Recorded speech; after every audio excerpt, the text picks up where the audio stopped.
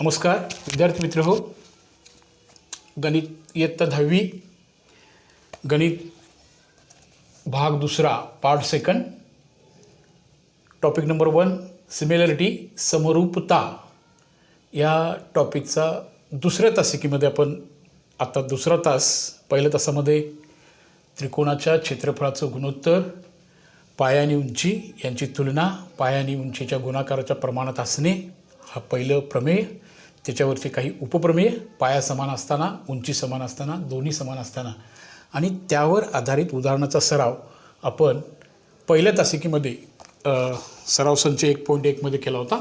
आता आपण 1.2 मध्ये चाललो आहे. आता पुन्हा 1.2 शिकायचं ना, मग त्यासाठी पुन्हा आपल्याला काही गुणधर्म माहिती असायला पाहिजेत, काही प्रमेय माहिती असायला पाहिजे, त्याची ओळख असली पाहिजे, असा भाग आहे. सुरुवात याची एका छान प्रमेयानं होते. अतिशय छान प्रमेय आहे आणि ते छानपैकी प्रमेय आपल्याला शिकायचं आहे आणि महत्त्वाचंही आहे. पहिलंच प्रमेय पान नंबर 7 वरती एक प्रमेय लिहिले बघा. Basic proportionality theorem. Basic proportionality theorem प्रमाणाचे मूलभूत प्रमेय. प्रमाणाबाबत मूलभूत पायाभूत असणारं हे प्रमेय आहे. थेरमचं सेंटेन्स कसं दिले बघा. A line parallel to a side of triangle intersect remaining two distinct points, then the line divides the sides in same proportional. त्रिकोणाच्या कोणत्याही एका बाजूला समांतर असणारी रेषा इतर दोन बाजूंना दोन भिन्न बिंदूत छेदत असेल तर ती प्रमाणात विभागते, असं त्या प्रमेयाचं सेंटेन्स आहे, मुख्य सेंटेन्स आहे. प्रमेयाची सिद्धता ही ते विधान आकृतीमध्ये मांडणे, त्याचं पक्ष गिवन, त्याचं साध्य, आवश्यकता असेल तर कन्स्ट्रक्शन आणि मग आपण पूर्वी शिकलेल्या प्रॉपर्टीचा आधार घेऊन याची सिद्धता अभ्यासायची असते. ह्यातलं पहिलं प्रमेय याचं सेंटेन्स मी लिहित नाही, तुमच्यासमोर लिहिलेलं आहे. काय वाक्य बघा. जर एक त्रिकोण असेल, त्या त्रिकोणाच्या दोन बाजूंना इतर दोन बाजूंना एक रेषा जर समांतर असेल आणि ती दोन भिन्न बिंदूत छेद असेल तर त्याच्या बाजूंचं जे प्रमाण आहे ते सारखं राहतं. याची सिद्धता आपण ह्या पहिल्या प्रमेयामध्ये शिकणार आहोत. अगदी सुंदररित्या पान नंबर 7 वरती ते लिहिलेलं आहे. थोडंसं शिक्षकांच्या मदतीनं आणखीन ते सोपं करता येईल, तुम्हाला त्याच्यामध्ये आवड निर्माण होईल यासाठी पुन्हा एकदा मी तिथल्या काही सेंटेन्स त्या पुस्तकामधल्या वाक्य काही मांडतोय बघा. पहिल्यांदा त्या वाक्याला साजेशी अशी एक फिगर काढूया आपण. त्रिकोणाच्या एका बाजूला त्रिकोण, त्याला नाव पण देतो, कोणता एक त्रिकोण असं न म्हणता त्यात हा झाला त्रिकोण ABC. त्या त्रिकोणाला एकूण 3 बाजू आहेत. 3 पैकी कोणत्याही एका बाजूला समांतर असणारी रेषा, कोणती एक बाजू अशी असेल, असे असेल, एक जरा असं घे तुम्ही बघा. कोणत्याही एका बाजूला समांतर असणारी रेषा, ही रेषा, त्या रेषेचं नाव PQ असं देऊया. ओके. ही इतर दोन बाजूंना, हिला समांतर, इतर दोन बाजूंना ही समांतर असणारी रेषा इतर दोन बाजूंना प्रमाणात, याचं जे होणारं प्रमाण आणि याचं जे प्रमाण आहे ते प्रमाण सारखं राहतं. हे विधानाचं. मग गेल्या वर्षी तुम्ही पक्ष म्हणजे काय, साध्य म्हणजे काय, त्याचं रूपांतर कसं करून घ्यायचं, एक ते विधान जर तरच्या स्वरूपामध्ये बघायचं. जर एखाद्या त्रिकोणामध्ये एका बाजूला समांतर असणारी रेषा इतर दोन बाजूंना दोन भिन्न बिंदूत छेदत असेल तर, हा तरच्या अलीकडचा जो भाग होता त्याला पक्ष म्हणतो आपण, किंवा गिवन म्हणतो, गिवन म्हणावं. पक्ष लिहिण्याची पद्धत ही तुमच्यावरती डिपेंड राहील. तुम्ही त्रिकोणाची नावं ही पाठ करत बसायची नाही आहेत. ही त्रिकोणाची नावं पाठ तुम्हाला जी वाटेल ती ABCच घ्यायला पाहिजे असं नाही. पक्ष, त्रिकोण ABCमध्ये एखादी रेषा इतर दोन बाजूंना समांतर असणे, दोन भिन्न बिंदू छेदणे वगैरे लिहिण्याची काही गरज नाही आहे. ही रेषा म्हणजे रेषा PQ, किंवा तिला काहीतरी वेगळं नाव दिलं असतं तरी चाललं असतं. ही एका बाजूला समांतर आहे बघा. कुठल्या बाजूला? बाजू BCला. हा ह्या पक्षामधला अतिशय महत्त्वाचा भाग. ह्याच्या पुढे याला भिन्न बिंदू छेदते वगैरे फारशी आवश्यकता नाही, असू दे बस. जर त्रिकोण असेल, त्या त्रिकोणामध्ये एक रेषा समांतर असेल आणि ती समांतर असेल तर काय घडणार आहे, तर ती रेषा त्या त्रिकोणाच्या इतर दोन बाजूंना प्रमाणात विभागणार आहे. आता ही समांतर झाली BCला. आता ह्या दोन बाजूंचे जे ह्या बाजूंचे जे भाग पडले, हा पहिला भाग ए पी आणि बी पी आहे, तर ह्याला आपण साध्य म्हणूया. साध्य. इथं साध्यामध्ये हे जे प्रमाण आहे म्हणजे कुठलं प्रमाण बघा, ए पी छेद पी बी हे प्रमाण ह्या बाजूचं, आणि दुसरं प्रमाण बघा बरं, ए क्यू छेद क्यू सी हे प्रमाण सारखंच असणार हे सिद्ध करा. असा तो प्रमेयाचा भाग झाला. आवश्यकता असेल तर रचना करायची असते. रचनेवर बरेचशाच गोष्टी डिपेंड्स असतात. आता रचना याची तुलना करणे, पाठीमागच्या जे प्रमेय आपण शिकलोय ते प्रमेय याचा वापर करणे, म्हणजे ते समान पाया समान उंचीचे त्रिकोण त्यांचा रेशो हे बघण्यासाठी इथं रचना करूया. रचना म्हणजे जरासं नीट बघा. हे पहिल्यांदाच समजलं की मग पुन्हा वर्षभर पुन्हा याचा अभ्यास करत बसायची गरज नाही. मी एवढा एकच भाग सध्या जोडतो. कुठला? बी क्यू, रेख सेगमेंट बी क्यू, व जरासं नंतर जोडावा लागणार आहे तो भाग आपण नंतर बघूया. हे जोडला. आणखीन एक भाग जोडावा लागणार आहे, रेख पी सी, हा जोडूया. आता ह्या आकृतीकडं नीट निरीक्षण करूया. हे जोडले. आता काही गोष्टी मी लिहिणार नाही आहे, तुम्ही बुकमध्ये बघणार पण आहात. आता याची सिद्धता बघताना आपण पोचायचं आहे हे या ठिकाणी. कुठं? हे ए पी पी बी हे साध्या इथं पोचायचं आहे, आणि आपल्या मदतीला हे हँड्स आपल्याजवळ आहेत. हे असं आहे, हे असं आहे. आणखीन काय मदतीला आहे? आपण पूर्वी शिकलेले गुणधर्म. जर तुमच्यासमोर त्रिकोण असतील दोन आणि त्यांची जर उंची सारखी असेल तर फक्त पायाच्या प्रमाणात राहणार आहे. बरोबर? त्या दोन त्रिकोणांच्या क्षेत्रफळाचं गुणोत्तर हे पायाच्या प्रमाणात राहणार आहे. आपण एक नीटपणे त्रिकोण कोणते निवडूया बघा. पहिलं वाक्य बुकमध्ये पण दिलेलं पहिलंच सेंटेन्स म्हणूया. इथं असं आहे. आता तुम्हाला हे त्रिकोणाकडे बघताना नेमकं काय झालं बघा.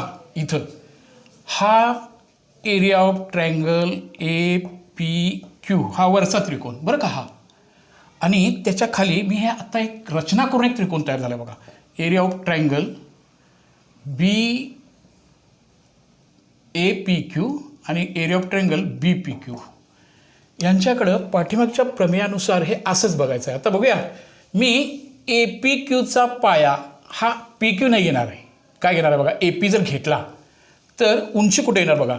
ह्या ए पीला लंबरूप असणारा एक सेगमेंट हा असा येणार बघा. ही त्याची उंची येणार. समजलं का बघा जरा. कुणाची? जर पाया ए पी असेल तर पाया पी क्यू घेतला तर उंची इथं आली असती, पण पाया पी क्यू का घेत नाही याचं कारण असं, हा जो त्रिकोण आहे तो या त्रिकोणाची उंची आपण सरळ फिरून बघा. ह्या विशालकोन त्रिकोणाची उंची सुद्धा ही कुठे येणार आहे बघा. हा त्रिकोणाच्या बाहेर येणार आहे. म्हणजे नीट लक्षात आलं बघा. या दोन त्रिकोणाचं वैशिष्ट्य असं आहे, दोनही त्रिकोणांना एकच उंची आहे. कोणती आहे सांगा बरं. ही जर मी असं पी एस क्यू एस असं नाव दिलं, क्यू एस ही उंची आहे आणि ही क्यू एस उंची ह्या दोन्ही त्रिकोणांची आहे. हे एवढंच समजणं ह्या प्रमेयातला महत्त्वाचा भाग आहे. आता ह्याची उंची सारखी आहे म्हणजे काय राहिलं सांगा बरं. प्रमाण ह्याचं ए पी, हा याचा पाया ए पी, दोन त्रिकोणांच्या क्षेत्रफळाचे गुणोत्तर जर त्याची उंची सारखी असेल तर ते पायाच्या प्रमाणात राहतं. छेद बी पी हा याचा पाया, याचा पाया बी पी, याचा पाया समान हा उंची. सेम पॅटर्न आपल्याला पुढच्या बाजूला या बाजूला करायचं आहे. आता बघा पुढचं दुसरं वाक्य बघा. आता पुन्हा तोच त्रिकोण वरचा area of triangle A P Q हा वरचा ट्रायंगल आहे तसाच बरं का, तो नाही बदलत. आता ट्रायंगल कोणता बदलतो बघा. हा ट्रायंगल घेऊया. आता या बाजूला जाऊया बघा. हा ट्रायंगल घेतो मी. आता या ट्रायंगलला म्हणजे पी सी जोडला. पुन्हा ratio area of triangle A P Q तोच, आणि हा ट्रायंगल घेऊया आता C P Q. Area of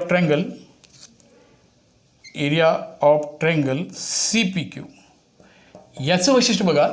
पुन्हा हे जर ही उंची या त्रिकोणाच्या जोडीची असेल तर ह्याची उंची कुठे येणार बघा. याची उंची इथं येणार जर पाया ए क्यू घेतला तर, आणि हीच उंची ह्या पण त्रिकोणाची असणार. आता हा आणि ही सुद्धा याची उंची होणार.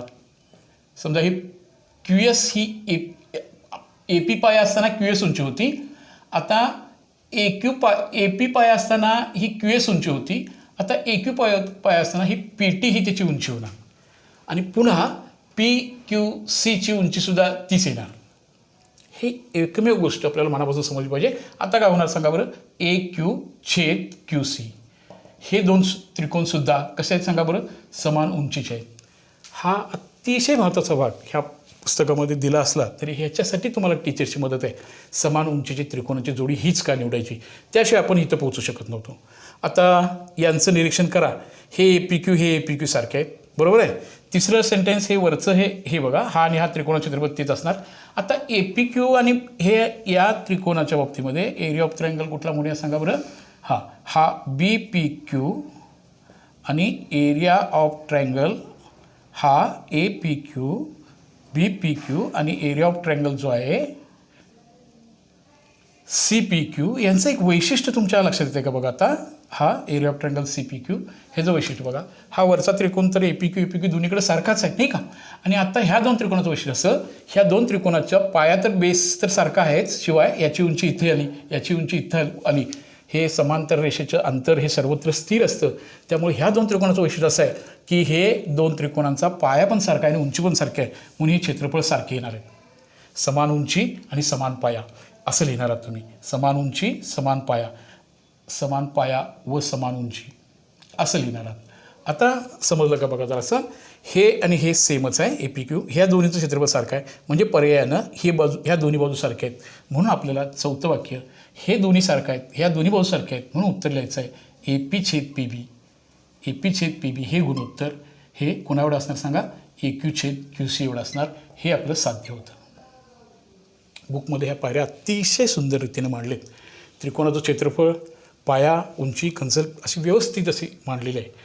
हे एकमेव ही दोन्ही विधानं समजत असताना एक बाजू नीटपणे समजून घ्या, पाया उंची कशी घ्यायची आहे.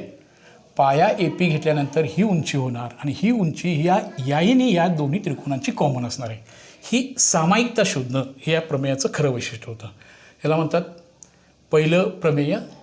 ह्या प्रकरणाला प्रमाणाचे मूलभूत प्रमेय, बेसिक प्रोपोर्शनॅलिटी थेरम हा म्हणतात. एक अतिशय महत्त्वाचा थेरम म्हटल्यानंतर विनाकारणी मुलांना टेन्शन येतं.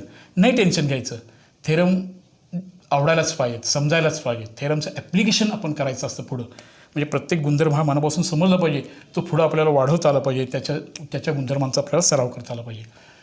बहुतेक सगळ्या गोष्टी प्रमेयाच्या बघत असताना नवीच्या अभ्यासक्रमामध्ये पण त्याचा व्यत्यास असायचा. उलट खाली जो व्यत्यास आहे, व्यत्यास म्हणजे समजा की ही रेषा समांतर असेल तर हे प्रमाण सारखं असतं, आणि प्रमाणात सारखं असेल तर ही रेषा ह्याला समांतर असते, ह्याला व्यत्यास म्हणतात. आणखीन काही उपप्रमेय पुढं दिलेत ह्या पुस्तकामध्ये आहेत. आता थोडासा समज असा व्हायला नको आहे की काही मागच्या वर्षाच्या अभ्यासक्रमातून काही भाग अभ्यासक्रमातून कमी झालेला नव्हता, तो स्वयं अध्यापनासाठी ठेवला होता, वेळ कमी मिळाला होता म्हणून. तरीसुद्धा आपल्याला हे स्वयं अध्ययन अभ्यासक्रमातून कमी झालेला भाग नाही आहे, तो तुम्ही स्वतः अभ्यासाचा होता. ते पुढच्या शिक्षणासाठी निश्चित लागणार आहे. लवकरच आपण सगळेजण भेटणार आहोत, सगळे म्हणजे शाळा सुरू होणार आहेत अशी अपेक्षा करूया. आणि त्यामुळे कोणता भाग न कमी करता आता आणखीन एक प्रमेय दिले बघा तिथं. त्याचं उपयोजनात्मक थेरम आहे तो, property of angle bisector theorem.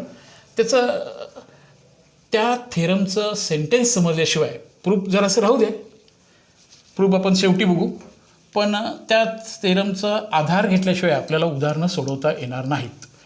त्रिकोणाच्या बाबतीमध्ये काही उपप्रमेय, काही ह्याच प्रमाणाच्या मूलभूत प्रमेयाच्या काही गोष्टी तयार झाल्या, काही सिद्धता पुढे आल्यात, याची ओळख आपण करून घेणार आहोत टप्प्याटप्प्यानं.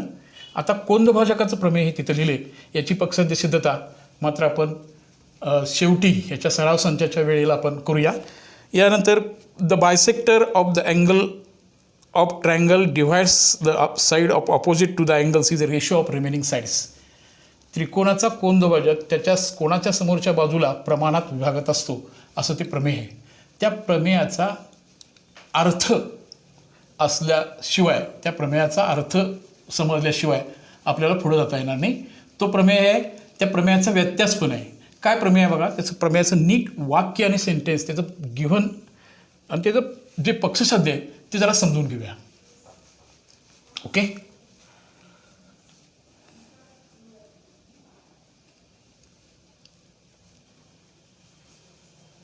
पक्षसाध्य घेण्यासाठी कोनद्विभाजकाच्या प्रमेयासाठी आपण असं येऊया, पान नंबर 9-10 पेक्षा पान नंबर 11वरती काही कन्सेप्ट्स दिलेत बघा. पान नंबर 11वरती हेच आत्ताच आहेत. हे पेन्सिलनं हे नीट समजलं पाहिजे, याच्यावर आधारित आपण उदाहरण सोडणार आहोत. पान नंबर 11वरती बघत असताना तुम्ही जरा असं बघा, पहिली आकृती बघा. त्या त्रिकोण ABCमध्ये PQ हे AC ला समांतर आहे बघा, आणि त्यामुळं त्या दोन रेषा पुढे आल्यानंतर म्हणजे बघा त्या बाजूचं प्रमाण सारखं राहतं. AP छेद PB बरोबर CQ छेद BQ, ह्याला प्रमाणाचं मूलभूत प्रमेयाचं ॲप्लिकेशन म्हणायचं. असं आपण उदाहरण सोडत असताना वापर करणार आहोत. तर इथं तुम्ही त्याला असंही लिहिलं तरी चाललं असतं. BP छेद PA बरोबर BQ छेद QC असं लिहिलं तरी चाललं असतं. दुसरं converse of basic proportionality theorem, त्या मूळ प्रमेयाचा व्यत्यास काय सांगतो बघा. जर PS आणि SQ आणि PT आणि TR यांचं गुणोत्तरचं उत्तर सारखं येत असेल तर नक्की ST रेषा QRला समांतर असणार आहे. जर बाजूचं प्रमाणच सारखं आलं असेल, त्याच्या ॲप्लिकेशन्सवर आपण जेव्हा उदाहरणं सोडणार आहोत तेव्हा तुम्हाला त्याचा अर्थ अधिक चांगल्या रीतीने समजणार आहे. पण ते पान म्हणजे आपलं मूलभूत गोष्ट आहे. पुढं आत्ताचा जो थेरम होता अँगल बायसेक्टर थेरम, त्रिकोणाचा कोन दुभाजक.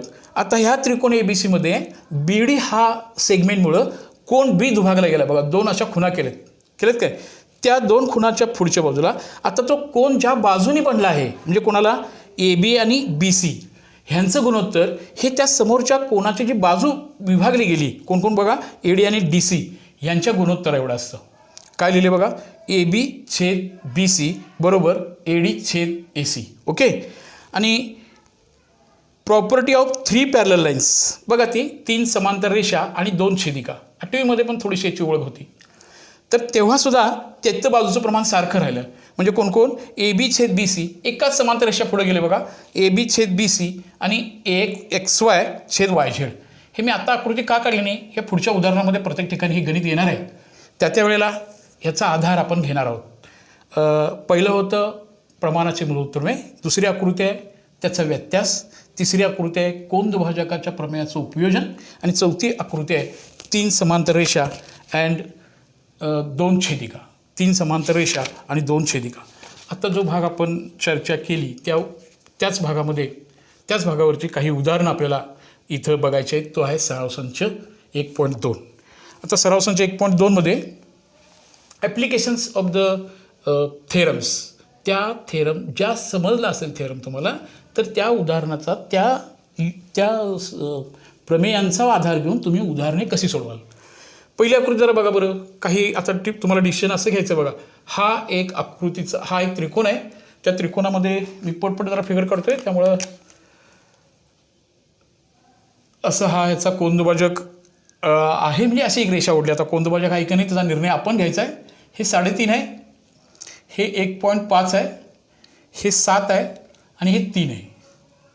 या त्रिकोणामध्ये हा कोनदुभाजक असण्यासाठी काय पॉसिबिलिटी, काय कंडिशन आहे बघा बरं. हे PQR नावाचा त्रिकोण आहे आणि तिथं काय म्हटलं बघा, या त्रिकोणामध्ये हा PM हा त्याचा कोनदुभाजक आहे किंवा नाही हे तुम्ही ठरवा. आता मूळ प्रमेय असं होतं, कोनदुभाजक जर असता, हा जर कोनदुभाजक असता तर हे प्रमाण सारखं असतं, आणि प्रमाण सारखं असेल तर हा कोनदुभाजकाचा असतो. आता कुठलं प्रमाण बघा बरं, प्रमाण कुठलं बघा, ह्या कोणाचं प्रमाण म्हणजे हा कोन जो दुभागला गेलाय, जो कोन दुभागला गेलेला आहे. आता उदाहरणार्थ P कोन, हा कोणामध्ये त्याचे 2 भाग झाले असतील असं वेळ म्हणूया, पण झालेत की नाही हे आपण माहिती नाही. ह्या कोणाच्या बाजूंचं गुणोत्तर करायचं आणि त्याच्या समोरच्या बाजूचं गुणोत्तर करायचं, आणि याच्यामध्ये जर सारखेपणा आला तर नक्की म्हणायचं की हा कोनदुभाजक आहे. बरोबर आहे. मग आता हे बाजूचं गुणोत्तर घेऊया आपण. कुठलं बघा, हे PQ आणि PR याचं गुणोत्तराचं उत्तर किती येतं बघा बरं. PQसाठी 7 घ्यायला सांगितले, 3 ह्याचं उत्तर आलं. आता समोरची बाजू तिचं गुणोत्तर करूया. आपण PQचा विचार केला तर Q पासूनच जायला पाहिजे. QM upon MR, QM upon MR भागिले MR. ह्याचं बघा बरं 3.5 आणि 1.5. तुम्ही फक्त बघायला असायच्याकडं की हे सारखं वाटत नाही आहे, पण तुम्ही असा विचार केलात तर हे सारखं आहे की नाही बघायचा जर विचार केला तुम्ही, आपण ह्याचं सोपी रूप जरा विचार करूया. ह्याला काय सोपी रूप देता येत नाही, पण ह्याला देता येतं. काय करूया, पहिल्या भागामध्ये पहिल्यांदा दशांशस्थळ मी दोन्हीचं काढून टाकतो, म्हणजे ह्याला 10 गुणूया आणि ह्याला 10 गुणलं, दशांशस्थळच काढून टाकलं. आता भाग घालूया. हां, 5च्या पाड्यामधल्या संख्या आहे त्या 5 त्रिक 15, 5 7 35. दोन्हीची किंमत सारखी आहे की नाही सांगा बरं. आता इथं काय झालं सांगा, ह्याचं जे QM आणि MR आहे, ह्याचं उत्तर दोन्हीचं पण गुणोत्तर किती आहे बाबा, 7/3 आहे. आता ह्या दोन बाजूंचा भागाकार आणि ह्या दोन बाजूंचा भागाकार सारखा येतोय, ह्याचा अर्थ PM हा, हे दोन्ही सारखं आलं म्हणून PM हा काय म्हणायचं सांगा बरं. PM हा काय आहे, कोन Pचा काय म्हणता येईल, कोन दुभाजक आहे. Yes, it is a angle bisector. आलं लक्षात. आता तुम्ही अजून एक गणित असं बघूया गणित आता, की ह्याच्यामध्ये पुढचं एक गणित दिले बघा. तिथं काय सांगितले बघा बरं, ह्याच फिगरमध्ये आता मी त्यांची नावांचा विचार नाही करत. आता दुसऱ्या आकृतीमध्ये ह्याच किमती कशा घ्यायला सांगितल्यात बघा जरा.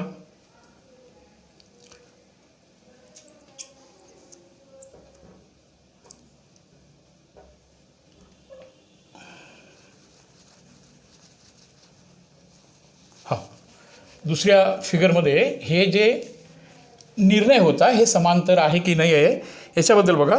इथं आहे 6, इथं आहे 8, इथं आहे 7 आणि इथं आहे 10. आता या कोणाच्या दोन बाजूंचा भागाकार करूया, म्हणजे कोणाचा भागाकार करूया 7/10. ठीक आहे, भाग जाणार नाही. ह्याचा विचार करूया 6/8, 2 चौक 8, 2 त्रिक 6. आता सांगा हे 7/10 आणि 4/3 हे समान आहे का. ह्याला काय सोपी रूप देताच येणार नाही, या दोन्ही कॉमन पाड्यामध्ये नाहीच आहेत, हे नॉट इक्वल. म्हणजे दुसऱ्याला म्हणूया हे काही नाही सांगा बरं, हा जो किरण आहे हा याचा कोनदुभाजक नाही. असंच तुम्ही पुढच्या प्रश्नामध्ये बघणार आहात. आता पुढच्या प्रश्नामध्ये बघताना हाय की नाही जरा ओरली बघूया. कोणाच्या बाजू आहेत बघा बरं. इथं उत्तर आहे, इथं आहे असं. कोणाच्या बाजूचा भागाकार किती आहे, 9/10. दुसऱ्या 3.6 आणि काय आहे बघा बरं, 3.6 आणि 4, 3.6 आणि 4. ह्याच्याबद्दलची समानता बघूया. हे 9/10 नाही सोपेर, पण इथं भाग घालवतील बघा. ह्याला 10 गुणूया 36 आलं आणि ह्याला 10 गुणायला पाहिजे, तेव्हा याचं उत्तर 40 होईल. बरोबर का बघा. ह्यांची समांतरता ठरवण्यासाठी आता पहिली जोडी कोणाच्या बाजूचं जे गुणोत्तर आहे ते परत एकदा बघा. इथं कोणाच्या बाजू आहेत हीच फिगर ठेवतो मी, बघा जरासं काय होईल. कोणाच्या बाजूचं गुणोत्तर आहे बघा 9, 9 आणि 10. हे 9 घेऊया, हे 10 घेऊया. हा 9 कडचा जो भाग आहे तो 3.6 आहे बघा, आणि हे भाग किती आहे बघा बरं. आता हा 4 आहे, 10 कडचा जो भाग येतो तो, बरोबर ना. आता ह्याचा भागाकार करूया. कोणाच्या बाजूचा भागाकार म्हणजे कोणाचा 9/10चा भागाकार. भाग जात नाही, ठीक आहे, सोपे रूप तसंच ठेवून टाकूया. जाऊ दे, याला दोन्ही संख्यांना समान संख्येनं भाग जाणार नाही. आता ह्याचा गुणोत्तर बघूया. 3.6/4. ह्याला 10 गुणूया, किती आलं सांगा 36. ह्याला पण 10 गुणाय पाहिजे, याचं उत्तर 40 आलं. आता याचं सोपे रूप देऊया. ह्या दोन्ही संख्या कुठल्या पाड्यात येतील बघा बरं. 4 1 4 0 0, 4 9 36. आता मूळ गुणोत्तर 9/10, बाजूचं गुणोत्तर सुद्धा 9/10. आता हा जो किरण आहे तो ह्याचा काय सांगा, कोनदुभाजक आहे. असं आपल्याला त्याचं उत्तर लिहिता येईल. आता पुन्हा प्रमाणाच्या मूलभूत व्यत्यासावर आधारित पुन्हाचा प्रश्न आहे बघा.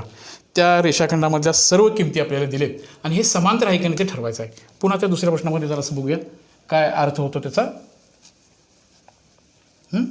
प्रश्न दुसरा.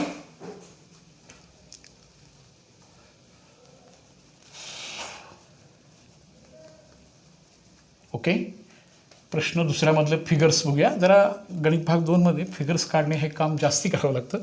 असो, तुमच्या बुकमध्ये तुमच्यासमोर पुस्तक आहे, पुस्तक बघता. त्या पुस्तकामध्ये अशी एक आकृती दिली बघा. ह्या आकृतीतल्या किमती भरताना कशा भरूया बघा बरं. ह्या आकृतीमध्ये PQR असं नाव आहे, PQR.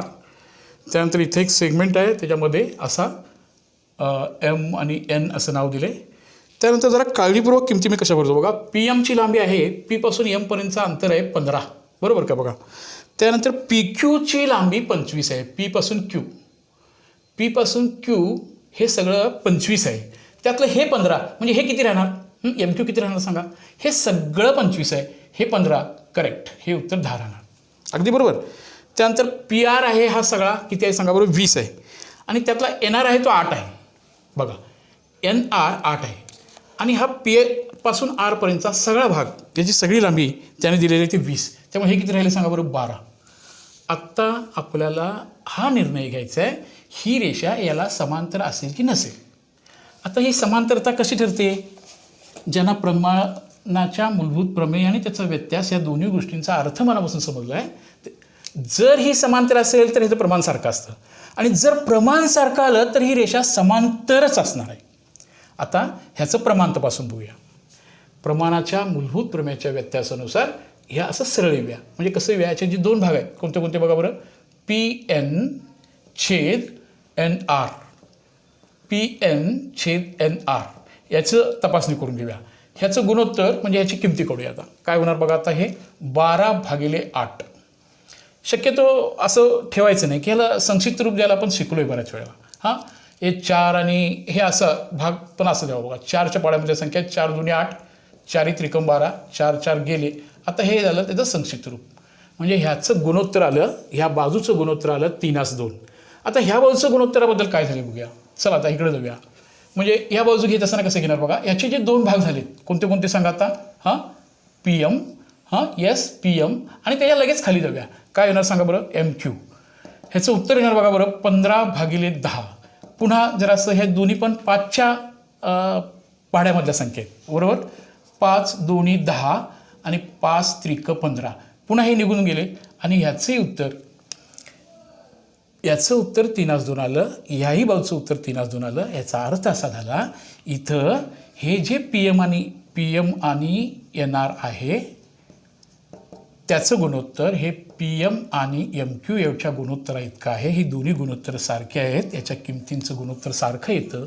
म्हणजे ही एम एन ही रेषा प्रमाणाच्या मूलभूत प्रमेयाच्या व्यत्यासानुसार ही रेषा कुणाला ही एम एन नावाची जी रेषा आहे ही आर क्यूला समांतर आहे. आलं लक्षात. ही रेषा ही एम एन ही आर क्यूला निश्चितपणे समांतर आहे असं म्हणायचं. हे प्रमाणाच्या मूलभूत प्रमेयाचा व्यत्यास. अशी उदाहरणं आपण पुढं सोडत जाऊया. यानंतर अजून एक लगेच पुढचं गणित दिले बघा त्यांनी. पुढच्या गणितामध्ये पण आता काही प्रमेयावरची उदाहरणं असतात, काही त्याच्या व्यत्यासावरची असतात. त्यामुळे दोन्ही गोष्टी समजणं आपल्याला महत्त्वाचा भाग असतो.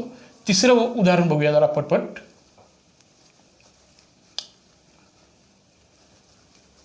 थोडंसं पुढचं शिक्षण म्हणजे जरासं गणित भाग 2मध्ये चालू आहे आपण. गुणधर्मांची संख्या वाढत चालली. दररोज ते गुणधर्म नीटपणे लक्षात आलं पाहिजे. त्या आकृत्यावरून समजून घ्यायला पाहिजे आणि त्या गुणधर्माला आपण स्वीकारायला पाहिजे. प्रमाणाचं मूलभूत प्रमेयाचा अर्थ काय, ही आकृती कधी वापरायची आहे, कोण दुभाजक ह्या प्रमेयाचा अर्थ काय आणि मग आपण त्या विधानाला कसं मांडायचं. याच्यामध्ये तिसरा प्रश्न असा आहे बघा. तिसऱ्या प्रश्नामध्ये ही आकृती दिलेली आहे.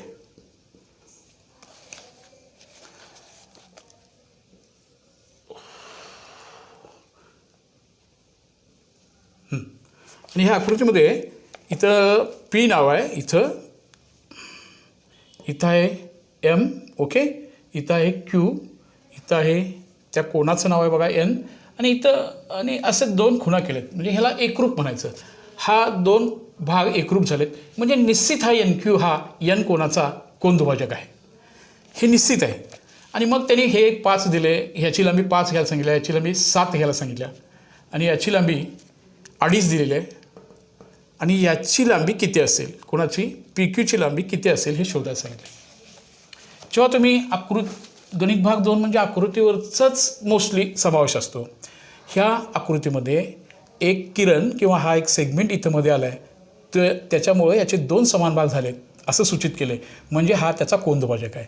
म्हणजे ह्या आकृतीमध्ये मला प्रमाणाच्या मूलभूत प्रमेयाचं उपयोजनात्मक जो भाग आहे त्याला कोन दुभाजकाचं प्रमेय आपण म्हणतो ते वापरलं पाहिजे. कोन दुभाजक प्रमेय काय सांगतं बघा. जो कोन दुभागला गेला आहे त्याच्या बाजूचा भागाकार करूया. हा एन कोन दुभागला गेला आहे म्हणजे त्याचं ह्याची बाजू एम एन आणि दुसरी बाजू आहे बघा बरोबर पी एन. ही बाजू भागिले ही बाजू बरोबर. अगदी पुढे जायचं. नंतर वरची बाजूपासून खाली येऊया. आता समोरच्या बाजूचे 2 भाग झाले. बरोबर हे समान असणार कुठले सांगा बरं, एम क्यू हे समजून घ्या आणि पी क्यू किंवा क्यू पी ह्याला म्हणतात कोन दुभाजक, अँगल बायसेक्टर थेरम, कोन दुभाजकाचे प्रमेय. जो कोन दुभागला गेला एम एन आणि ही एक बाजू झाली त्या कोनाची, ही दुसरी बाजू झाली त्याचा भागाकार. जी बाजू तुम्ही मांडलाय ना त्या रेषाखंडाबद्दल मांडत असताना वरून खाली यायचं, म्हणजे एम एन घेतलाय ना तिथून एम क्यू छेद पी क्यू असं लिहायचं. हे त्या कोन दुभाजकाचा मूळ प्रमेय आहे. आता आपण त्याचं उपयोजन करायला लागलो आहे. आता ह्यात किमती भरूया म्हणजे आपण उत्तरापर्यंत पोहोचू. एम एन आहे 5, पी एन आहे 7, एम क्यू आहे 2.5 आणि एम क्यू आणि काय पाहिजे बघा. आता हे काय झालं, एम एन छेद पी एन आणि एम क्यू एस आणि हे काय पाहिजे सांगा बरं, क्यू पी. हे क्यू पी म्हणजे किंवा पी क्यू. याची लांबी माहिती नाही, ती काढायला सांगितल्या, आपण एक्स करूया. आता इथं आपण 10वीचं काम झाल्यानंतर आता आपलं काम सोपं झालं की हे पूर्वी आपण 8वी 9वीमध्ये असले गणित सोडवले अशा वेळेला. हां काय करायला पाहिजे सांगा बरं, असं असताना काय करायचं आहे सांगा. हां त्रिकस गुणाकार करायचा आहे. 5x बरोबर 2.5 गुणिले 7, 2.5 गुणिले 7, x बरोबर 2.5 गुणिले 7 भागिले 5. मी हा भाग कसा घालवतो बघा. आता इथं 2.5 म्हणजे 2.5 आहे नाही का. 2.5 एक्के 2.5, 2.5 दोन्ही 5, 2.5 दोन्ही 5, बे एक्के बे, बे त्रिक 6, 1 उरला, दशांश दिलं, एकावर 0 घेतली, बे पंचे 10 म्हणजे एक्स ही लांबीच म्हणजेच पी क्यूची लांबी किती आली सांगा बरं, 3.5 एकक. अशी ही या प्रमेयाच्या वरती आधारित असणारी उदाहरणं आपण ह्या पाठामध्ये शिकतो आहोत. ठीक आहे, एवढ्या उदाहरणाचा सराव करा. पुढची ही काही गणितं आपल्याला बघायची आहेत ती आपण नेक्स्ट पिरियडच्या वेळी, नेक्स्ट तासिकेच्या वेळी पूर्ण करूया. थोडीच गणित राहिली त्यातले. तर तुम्ही असंच ह्याचा विचार करू शकता. हां असं जरा असं मी तुम्हाला मदत करू का त्याच्यामध्ये. आता पुढचं गणित बघा बरं, ए पी छेद डी पीची किंमत आहे, त्यात किमती भरणार आहोत तुम्ही. हां ह्या समांतर रेषेच्या 3 समांतर रेषा आणि 2 छेदीचा गुणधर्म बघा. हां फार तर आपण ते गणित घेऊया वाटलं तर. आणि बाकीचं तुम्ही नेहमीसारखंच त्या किमती भरून ते उदाहरणं आहेत ती तुम्ही सोडवलं तरी चालण्यासारखं आहे. आता जरासं वेगळं दिसतं हे गणित बघा, ते एक आपण पूर्ण करूया वाटलं तर. हां चालेल ना. हां ती शंका आहे का तुमची. ठीक आहे, हे गणित बघूया म्हणजे आपल्याला त्या प्रकारच्या गणिताचा सराव पुढच्या उदाहरणामध्ये तुम्हाला निश्चितपणे ते करता येईल. हां अजून एक आहे 3 समांतर रेषा आणि 2 छेदिकेचा गुणधर्म. हाच प्रमाणाच्या मूलभूत सारखाच, पण तिथं गुणोत्तर कसं मांडायचं आहे हे जरा नीट लक्षात घ्या. आता 3 समांतर रेषा आणि 2 छेदिका हा जो भाग आहे हे बघा, अशी फिगर दिली आणि या फिगरमध्ये इथं लिहिले ए बी, इथं आहे सी डी आणि इथं आहे बघा पी क्यू. आता ह्याच्यामध्ये ह्या 3 रेषा समांतर आहेत असं तिथं लिहिलं आहे. म्हणजे बघा लिहिलं आहे ए बी समांतर पी क्यू समांतर डी सी असं लिहिलेलं आहे. हे समांतर आहे. त्यानंतर ए पीची लांबी 15 दिली, त्यानंतर पी डीची लांबी आहे बघा बरं 12, क्यू सी किती आहे बघा बरं, तो आहे 14 आणि आपल्याला बी क्यूची लांबी काढा सांगितलं बघा. हां पुन्हा ह्या 3ही रेषा समांतर आहेत आणि ह्या 2 त्याच्या छेदिका आहेत, ही आणि ही. 3 समांतर रेषांना 2 छेदिका छेदतात तेव्हा त्यांचं जे बाजूंचं गुणोत्तर आहे ते सुद्धा समान राहतं. आताच प्रमाणाच्या गुणोत्तरासारखं किंवा हे वाढवलं तर असा ट्रँगल तयार होत असतो असा. म्हणजे हे असं 3 समांतर रेषा आणि 2 छेदिकेचा गुणधर्म कसा वापरायचा बघा. ए पी छेद पी डी, ए पी छेद पी डी बरोबर बी क्यू छेद क्यू सी ह्याला म्हणतात. आता याचं प्रमाणाचं मूलभूत प्रमेय न म्हणता आपण याला काय म्हणूया, 3 समांतर रेषा व 2 छेदिका यांचा गुणधर्म. आता ह्या 3 समांतर रेषा आणि 2 छेदिकेमध्ये ह्याच्या ए पी छेद डी पी बरोबर बी क्यू छेद क्यू सी. आता ह्यात किमती भरूया. 15 भागिले 12 बरोबर बी क्यू एक्स आणि 14. पुन्हा ह्याचा त्रिकस गुणाकार करूया. समजा मी 12 गुणिले एक्स इथं लिहिलं आणि 15 गुणिले काय न सांगा आता 14. एक्स बरोबर 15 गुणिले 14 भागिले 12. भाग घालवा बघूया. हां कसाही ठीक आहे. 3 चौक 12, 3 पाची 15, बे दुनी 4, बे साती 14 बरोबर. आता काय आली याची किंमत x बरोबर, आता भाग जात नाही बघा, वरती राहिले 5 ते 35 आणि खाली राहिले 2. 35चं निम्म, हां, बे 1 के बे, बे 7 14 आणि बे 5 10. असं ह्या जो रेषाखंड आपल्याला काढायला सांगितला होता त्याची लांबी येणार आहे 17.5. आता ह्या गणिताची ह्या अभ्यासमध्ये जी विविधता होती ती अशी होती. 6व्या गणितामध्ये पुन्हा कोनदुभाजक प्रमेय वापरायचं आहे, तुम्ही वापरा आत्ताच्या सारखंच. 7व्या गणितामध्ये पण हे 3 समांतर रेषा 2 छेदिका. 8व्यामध्ये पण कोनदुभाजक आहे, 9व्यामध्ये पण आहे. 10व्यामध्ये अगदी सोपं रिकाम्या जागा पूर्ण करायला सांगितलेत, जसं की XP बघा, PQ समांतर DE, XP वरनं पुढं जायचं, काय येणार सांगा ते PD, बरोबर. इकडं काय लिहिले बघा EQ, तिथं वरती येणार बघा XQ, बरोबर आहे. तसंच ह्या रिकाम्या जागासाठी तुम्ही प्रयत्न करा. काही शंका असल्यास आपण पुन्हा भेटूया पुढच्या तासिकेच्या वेळी, आपण त्या गोष्टीचा विचार करूया. ओके, सर्वांनी हे होमवर्क घरी पूर्ण कराल. काही मुली अभ्यास करत आहेत, त्यांनी माझ्या सेल्फ व्हॉट्सवरती पाठवत आहेत आणि त्यामुळे तेही मला कळते. पालकांचाही छान पद्धतीचं सहकार्य तुम्हा सर्वांना आहे. तुम्ही पुन्हा अभ्यास करा. तुम्ही तुमच्या शिक्षकांना, जे लांबवरून मुलं बघतायत त्यांनी आपापल्या शिक्षकांच्या संपर्कात राहा. त्याही म्हणजे आपण उदाहरणं सोडवून त्यांची जी शंका सरांशी शेअर करा. त्यांना न आवडलेला न समजलेला भाग सरांच्याकडून समजून घ्या. ओके, पुन्हा भेटूया आपण पुढच्या तासिकेच्या वेळी. Okay, very good.